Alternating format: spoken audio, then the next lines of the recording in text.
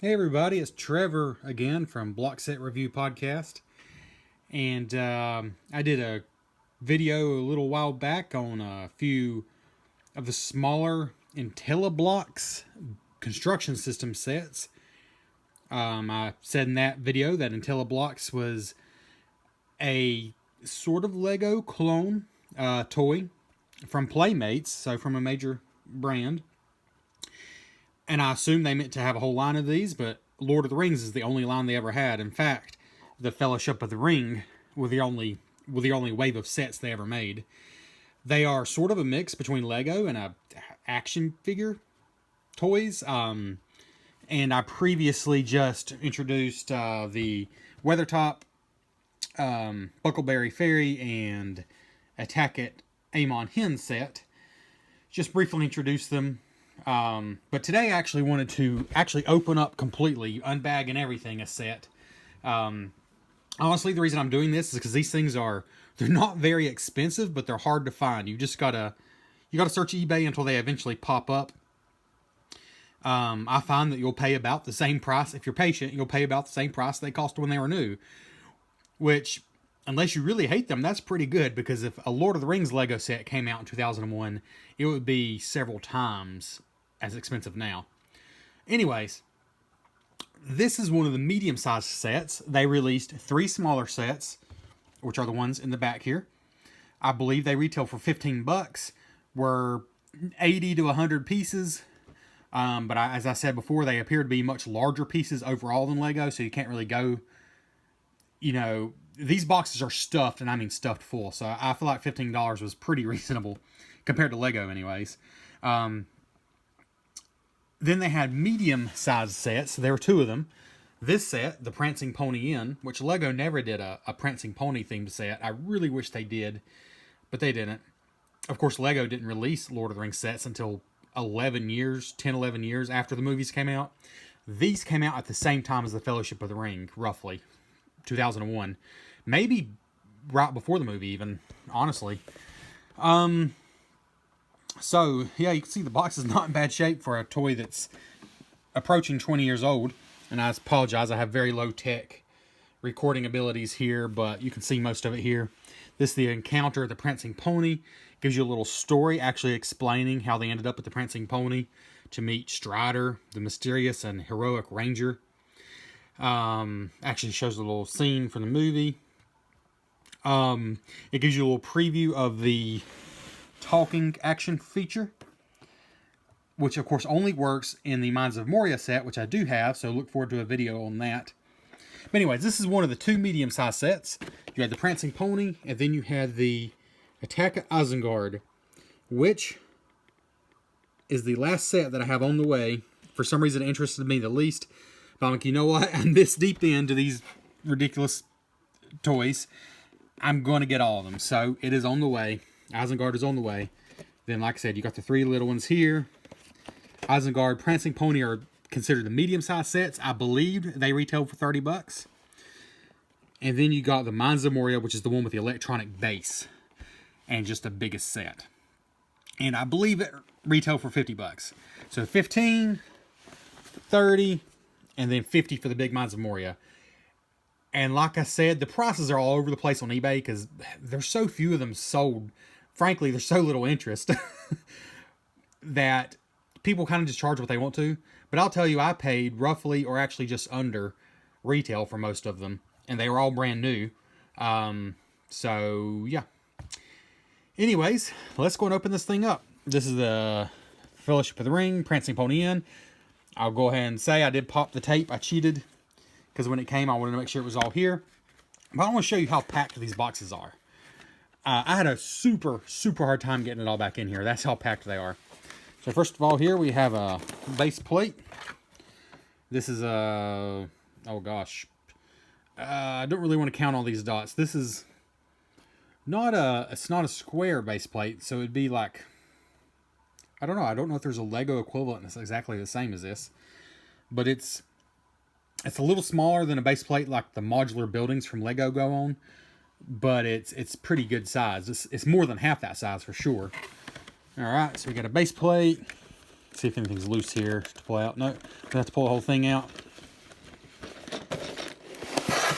Alright, and everything falls out here. Let's put this back here. Try not to knock my fancy camera over. Alright, so we have a bagged manual, and I mentioned in my other video that even Lego doesn't do this unless it's like really big sets. They do it on the big sets, but not on the little ones. So we got a bagged manual. And you know what? Let's go ahead and put our money where our mouth is. Let's open this up.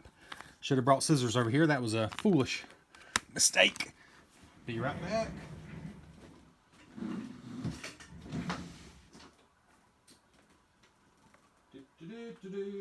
Professional video maker. And best. This is why I do a podcast. Block Set review. Check it out. This is why I don't do videos. Oh my goodness, these scissors are terrible. Alright, here we go. Like I said, here's the bag. The manual comes in. It's very thin. I don't think I mentioned the set's 225 pieces, but again, a lot of these pieces are bigger than Lego. So I don't know how that compares to a Lego set exactly, but I'll go and say, open up the Amon Hen set and I looked at the manual. I love that they put the art, like the Middle-earth map and the ring, behind all the instructions. But you will notice right off, these aren't as detailed as Lego instructions by any means. This is one step. All these pieces and all these pieces, then second step. But, again, like I mentioned in that other video, most of the blocks are just simple, square, rectangular blocks. So, you probably don't need quite the detailed instructions. It does have some story. I appreciate the extra effort. I don't think this was a lazy product at all, and I think they had big plans for it. It's a shame it apparently was not popular at all. But yeah, you do a lot in one step. For sure. And the reason I'm documenting this, I know most people don't care, I know that. You really do build a lot in one step. I hope this isn't too frustrating, but it looks like it colors the new pieces. That's actually not too bad. The new pieces are in color. That's not so bad. I'm documenting this, though, because nobody else has. Again, if you have found anyone else who's done a video on YouTube or anywhere on the internet documenting any of these Intelli-Blox Lord of the Rings sets, please let me know. Because the only reason I'm doing this is because no one else has. And it's Lord of the Rings. I know. They're kind of weird looking. I know it's not Lego. Heck, it's not even Mega Bloks. It's Intelli-Blox. But still, I mean, come on. I don't know. I just feel like somebody has to be interested besides me. I can't be the only one. So the whole manual is 14 pages, but I don't think it's going to be too hard to follow. And here, see, here's a good example of something that doesn't look Lego at all. Almost more like a dollhouse. Anyways, let's just get to it. And there's all the other sets on the back. Unfortunately, this is the only wave that ever came out. There was supposed to be more. Let's see, what next? Here's a little piece of packaging that has... I'll be honest with you, it almost feels weird opening these because they're so old. I mean, in terms of toys, I mean, they're almost 20 years old. But I want to, so I'm going to. I bought them to build. I didn't buy them just to sit on the shelf. Yeah, so we got some window pieces here. Again, kind of, if these were Lego pieces, these would be very specialized pieces. They made a lot of specialized pieces for these sets. Let's go and open this bag up.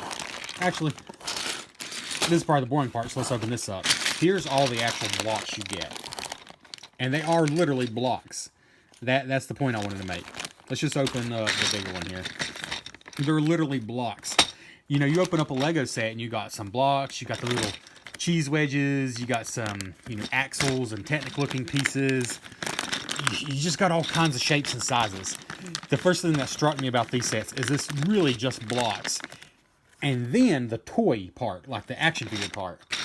But anyways, so here we go. Well, this is terrible camera work. I apologize. Just blocks. Just a pile of blocks. Yeah. But hey, this is my first chance to see the quality. Okay, first of all, they've pulled a Lego here. They must have expected some quality here. Because there's a little symbol for Intelli-Blox. I guess that's the Intelli-Blox symbol. Sorry, I just showed you my finger. Come on, phone. Wow. There we go. See that symbol on there? Oh, that's Playmates. That's the Playmates symbol, I think. The company that makes it. Anyways, like Lego has a little Lego, you know, logo on each one. Let's see. Whoa, that really snapped. Okay, well, gosh, it snaps. Huh. That click is, I don't know, this feels different than Lego, but good. I don't know, these don't feel cheap. Let's see here. Let's put one on the base here. Okay, yeah. They feel different than Lego. Like the plastic, I don't think is high quality for sure. But they're not cheap, and they got serious sticking power. Okay, color me impressed. Impressed enough, anyways, with the bricks themselves. This is just some smaller bricks, basically. Basically the same thing. A couple, and I do mean a couple of the plates. But basically just blocks. There's a couple shaped pieces in here. There's a shaped piece. You know, there's a Lego equivalent to that piece, except this one's hollow in the back, for whatever reason. But mostly just blocks. And mostly bigger blocks. Anyway, so there's those. Let's see what else we got here.